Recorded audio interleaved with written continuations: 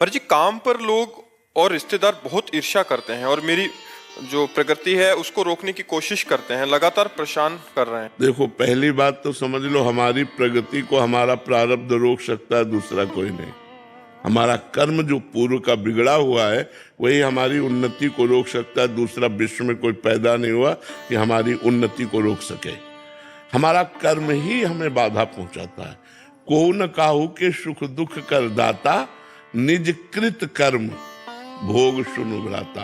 हे भाई, कोई किसी को सुख दुख नहीं देता, अपना किया हुआ कर्म ही कहीं सुख देता है और कहीं दुख देता है। तो आज हम अच्छे कर्म कर रहे हैं, पीछे बुरे कर्म किए हैं, तो अच्छे कर्म करते हुए भी हमें आज दुख भोगना पड़ेगा, क्योंकि पीछे हमारे बुरे कर्म रहे हैं। आज हम बुरे कर्म कर रहे हैं, लेकिन पीछे अच्छे कर्म किए, तो बुरे कर्म करता हुआ भी वो सुखी दिखाई देगा, क्योंकि उसने पीछे अच्छे कर्म किए हैं। अभी जो कर्म कर रहे हैं इनका आगे परिणाम हमको मिलेगा। तो लोग अगर हमसे ईर्ष्या करते हैं, खिलाफत करते हैं, तो इनसे कोई फर्क पड़ने वाला नहीं है। हमको अपने सत्मार्ग में चलते रहना चाहिए। हम नीचा देखेंगे तो हमारे कर्म से, हम पतित होंगे तो हमारे कर्म से, हमारी अवनति होगी तो हमारे कर्म से, लोगों से नहीं। ये पक्का विश्वास समझ लो। लोग चाहते एक तरफ हो जाए, आप एक तरफ हो जाए, और यदि आपका प्रारब्ध जोरदार है, आपके आचरण पवित्र हैं, आपका भजन जोरदार, तो आप पार हो जाएंगे, आप अकेले जीत जाएंगे। और अगर पूरा भारत आपके साथ है और आपका कर्म बिगड़ा हुआ है, तो आपको कदम कदम पे दुख भोगना पड़ेगा, कोई साथ नहीं आएगा, कोई साथ नहीं। हमारा कर्म ही हमको सुख दुख देता है। ये सिद्धांत को समझ लिया जाए तो हम दूसरों पर आरोपित नहीं करेंगे कि ये भाई हमसे ईर्ष्या करके हमको दुख देते हैं। नहीं, वो इनके अंदर जो ईर्ष्या पैदा हुई वो हमारा कर्म है।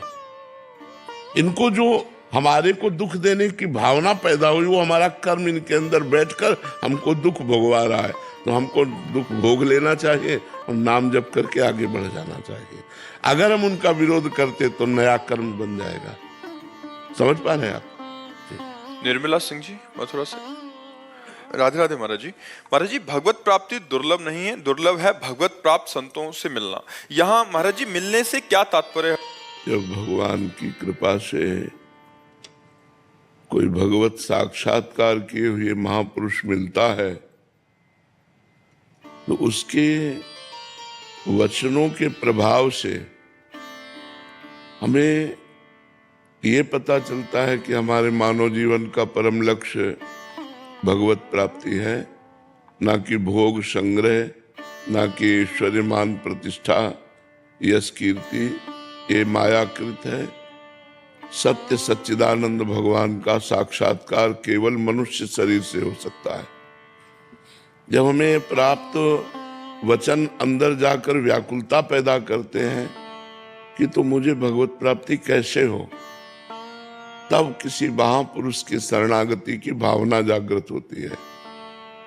जब हम किसी महापुरुष की शरण में होते हैं, उनके वचनों का अक्षरशः श्रवण करके, मनन करके आचरण में उतारते हैं, तो हम अपने मन और अपनी इंद्रियों पर धीरे धीरे विजय प्राप्त करते हैं और भगवान के नाम रूप लीला गुण धाम में रुचि उत्पन्न हो जाती है। जैसे जैसे हमारा मन संसार की राग द्वेष वृत्तियों से विलग होकर शरीर संबंधियों की ममता से रहित होकर भोग प्रवृत्तियों का त्याग कर भगवान में लगता है, तो व्याकुलता पैदा होती। कैसे मिलेंगे भगवान, कब मिलेंगे भगवान? इतना दिन हो गया भजन करते हुए, एक झलक भी नहीं पाई। फिर रोना प्रारंभ होता है। रुदु सुश्रम राजन कृष्ण दर्शन लालसा। भगवान की प्राप्ति के लिए जब रुदन प्रारंभ होता है, उसे ही प्रेम कहते हैं। फिर जीवन सार्थक हो जाता है। मात संगस्तु दुर्लभो, महापुरुषों का संग दुर्लभ है। अगर मिल भी गए तो अगम्यों, उनकी आज्ञा के अनुसार चलना बड़ा कठिन है, क्योंकि मन और इंद्रियां भोगों में रत हैं। भोगों में हर्षित हैं। भोग त्याग से ही हम भगवान की तरफ चलते हैं। जो भगवत मार्ग है ये भोग त्याग का रास्ता है। जो संसार मार्ग है ये भोग भोगने से पुष्ट हो रहा है। जो असत संसार है ये भोग भोगने से पुष्ट हो रहा है। जो सत्य भगवान है ये भोग त्याग से पुष्ट होता है मार्ग। तो भोग त्याग करना बड़ा कठिन है। भगवत प्राप्ति कठिन नहीं है, कठिन है महापुरुषों के वचनों के अनुसार चलना। वो चलना यही है कि जो हमारे मन और इंद्रियां प्रकृति की तरफ आकर्षित हैं वो परमात्मा की तरफ मुड़ जाए। मना कष्टान इंद्रियाणी प्रकृति स्थान कर्षति। ये मोड़ करता है महापुरुष का संग। जब हम किसी संत महापुरुष का संग करते हैं तो भगवत सन्मुक्ता होती है। हमारी जो वृत्तियां हैं, हमारी जो इंद्रियां हैं, हमारा जो मन है ये भोगों की तरफ है, संसार की तरफ है, ये भगवान की तरफ मुड़ जाए। एक एक इंद्रिय हमारी भगवान से युक्त हो जाए। वाक इंद्रिय भगवान के नाम का जप और नाम गुणगान, भगवान की महिमा लीला कथा का गान करे। हमारी श्रवणेन्द्रिय भगवान की लीला कथा नाम कीर्तन नाम सुने। हमारी नेत्रेंद्रिय सब में भगवान की भावना करके सब में भगवान विराजमान है ऐसा देखने की चेष्टा करे। हमारी हस्तेंद्रिय ऐसा परोपकार करे और जिससे भगवान प्रसन्न हो जाए। स्वसुख वांछा का त्याग करके जब दूसरों का हित किया जाता है तो उससे भगवान प्रसन्न होते हैं। जो कर्म भगवत प्रीत्यर्थ किया जाता है उससे भगवान प्रसन्न होते हैं। पैरों से परिक्रमा लगाई जाए, तीर्थ यात्रा की जाए, ऐसे हम एक एक इंद्रिय को भगवान में जब जोड़ देते हैं तो इंद्रियां पवित्र हो जाती है। और पवित्र इंद्रियां और पवित्र मन परम पवित्र भगवान में लग जाते हैं। जब भगवान में लग जाते हैं तो भगवत प्रेम प्रकट होता है और प्रेम से ही भगवान का प्रादुर्भाव होता है, फिर भगवत साक्षात्कार हो जाता है।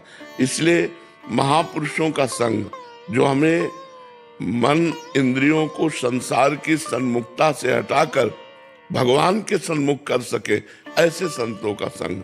क्योंकि हम स्वयं नहीं कर पाएंगे।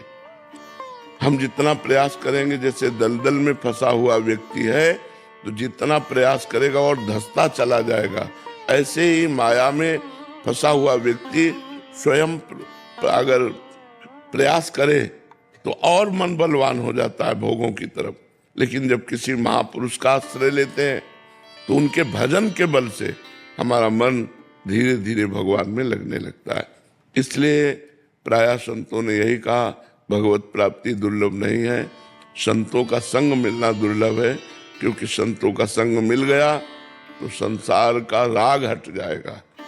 बड़े भाग पाइब सत्संगा और बिनहि प्रयास होए भवभंगा। आपको ज्यादा प्रयास नहीं करना पड़ेगा। संत कृपा से, उनकी महिमा से, उनके आशीर्वाद से हमारा मन प्रभु की तरफ लग जाएगा। जी, जैसे आप हमें मिले हैं ऐसे यूट्यूब के माध्यम से 1.5-2 साल से आपसे जुड़े हुए हैं। जे श्री जी की कृपा ही समझे कि पहले कभी आपके दर्शन नहीं हुए थे मुझे। वैसे किसी भी संत से जुड़ना भगवान की कृपा ही होती है। अब मैं भाव भरोस हनुमंता, बिनु हरि कृपा मिले नहीं संता। जब भगवान कृपा करते हैं, जब द्रवहि दीन दयालु राघो तो साधु संगति पाइए। जब भगवान जिस जीव पर द्रवित होते हैं, कृपा करते हैं, तो संतों का समागम दे देते हैं।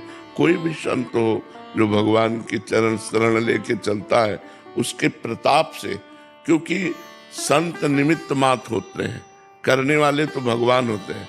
अब जैसे हमारे द्वारा किसी का मंगल हुआ तो निमित्त बना ये शरीर, लेकिन करने वाले मंगल मंगल भवन प्रभु हैं। करें करावें आप सब जने बढ़ाई दें। वे अपने दासों को आगे कर देते हैं और पीछे से सारा काम भक्तों का आप बनाते हैं।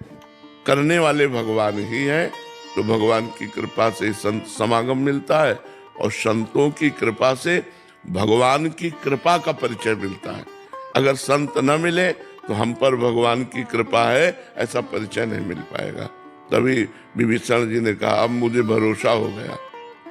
हनुमान जी जब मिले तब कहा अब मुझे भरोसा हो गया कि भगवान ने मुझे स्वीकार कर लिया है, क्योंकि भगवान की कृपा के बिना आप जैसे महापुरुषों का समागम नहीं होता, बिनु हरि कृपा मिले नहीं सकता।